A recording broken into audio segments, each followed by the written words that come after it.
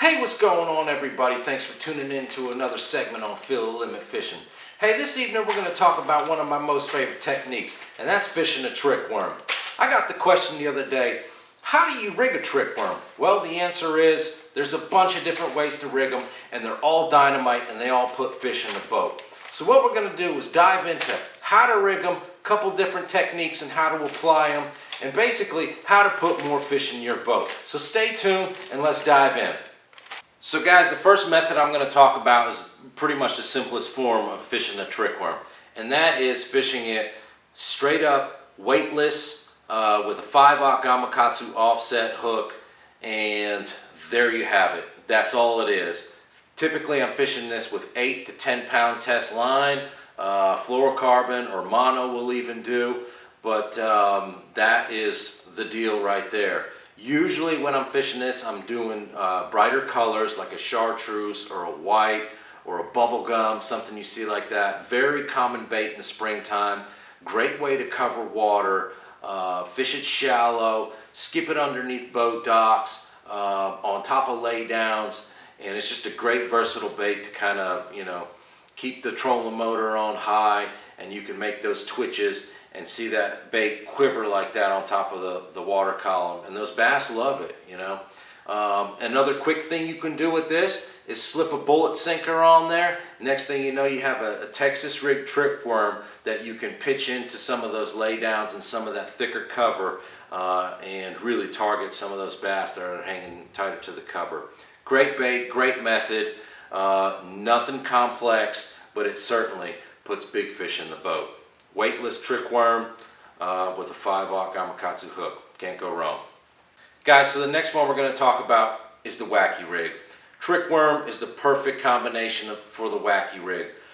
This is another great bait to throw in the springtime.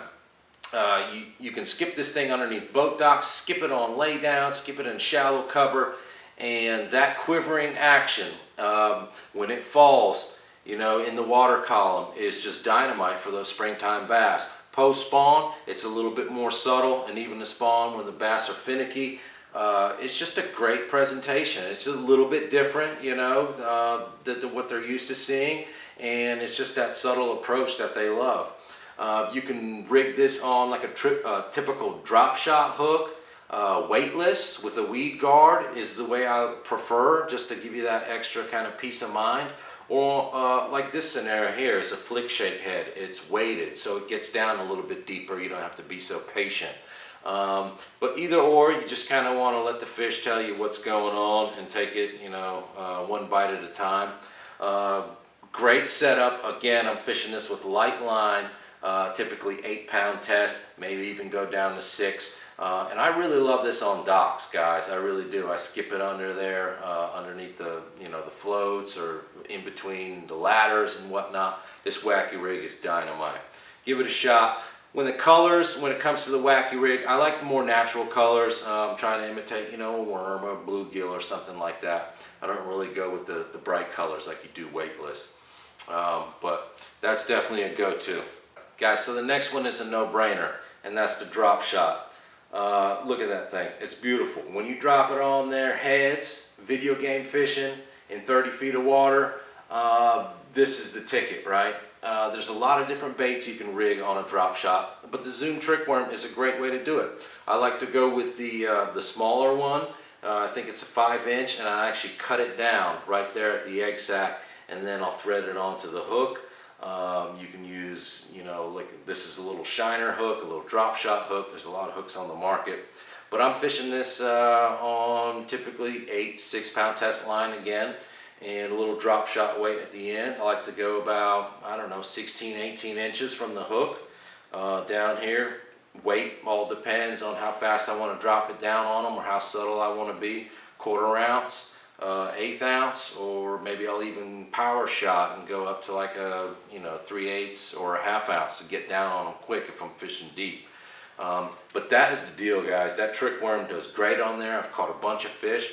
It doesn't need to be deep. You can catch them on the bed like this. You can even shorten up your weight so it's more like maybe 10 inches and pitch it on the bed while they're spawning. Drop shot, trick worm, dynamite. It's like candy to them. Give it a shot. You're going to catch them. Guys, so one of my favorites of all time has to be the Shaky Head. The trick worm and the Shaky Head is a perfect marriage, okay? Whether it's the finesse 5-inch, the regular standard 6-inch, or you go, the Magnum, which I think is like 7-inch, you can apply it on this Shaky Head and catch giant bass, okay? A finesse bait this little will put 6, 7, and 8-pound bass in the boat, no doubt.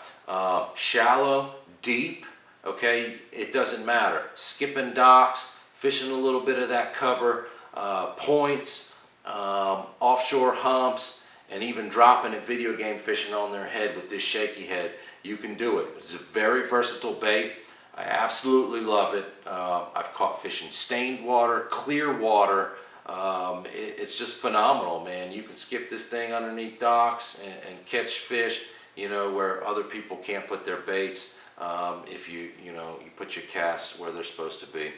But I love it, man. I'm fishing this usually with 8 to 10 pound test line. I like to go just a little bit heavier because I'm making some of those casts typically in docks and around rocks and stuff like that. So I just like to go a little bit heavier if I can.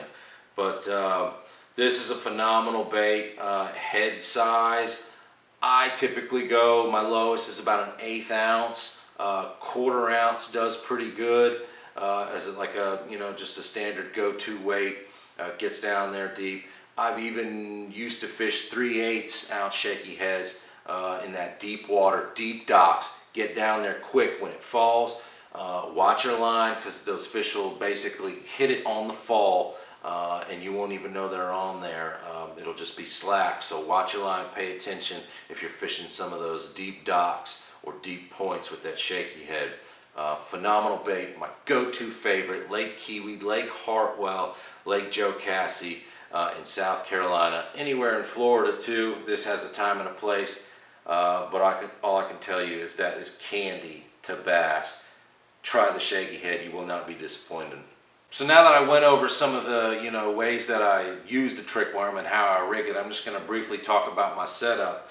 I'm using 9 times out of 10 my Mojo bass setup. Okay, this is a 7-foot medium fast rod, and it's paired with a 5:1-to-1 gear ratio Johnny Moore's signature series spinning reel.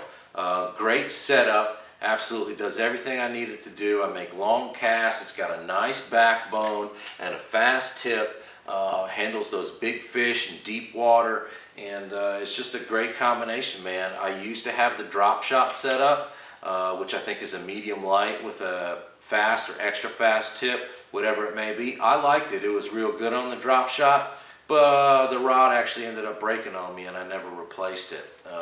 I actually did replace it, but I replaced it with another one of these. I just found this to be a great setup, guys. So, you don't need anything fancy. It goes to show you, you can take any of those methods of rigging the trick worm that I just talked about, put them on your rod, go out there, give it a shot, man. I guarantee you're going to catch some fish. So hopefully y'all learned something from this little segment, man. If you do catch something, let me know. Like it, subscribe it. I appreciate y'all tuning in. Fill Limit Fishing. Hit the water in tight lines. We'll see you next time. Peace.